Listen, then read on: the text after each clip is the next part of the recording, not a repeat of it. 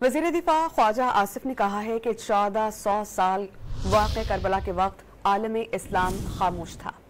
आज भी गज़ा में करबला बपा है और आलम इस्लाम खामोश है। सियालकोट में मीडिया से बातचीत में वज़ीर दिफा ने शिकवा किया कि गज़ा मज़लूमीन के साथ इजहार यकजहती के लिए मगरबी ममालिक में लाखों लोग बाहर निकले, लेकिन इस किस्म का मुजाहिरा पाकिस्तान समेत किसी भी इस्लामी मुल्क में नजर नहीं आया। मैं समझता हूँ इससे बेहतर कोई मिसाल जो है करबला की याद ताज़ा करने की आपको कहीं नहीं मिलेगी तारीख में। जो आज फ़लस्तीन के जो है अवाम जो है, गज़ा के जो बच्चे जो है, गज़ा की जो अवाम जो है वो उस तारीख को दोहरा रही है।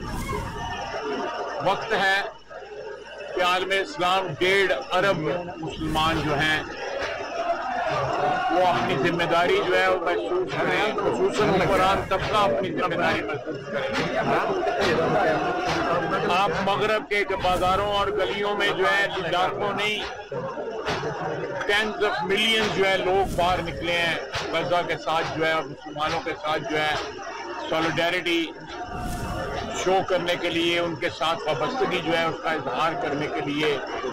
लेकिन इस किस्म के कोई मुजाहरा जो है ना आपको नजर नहीं आएगा आलम इस्लाम में। मैं पाकिस्तान की बात करता हूँ, पाकिस्तान में नजर नहीं आएगा।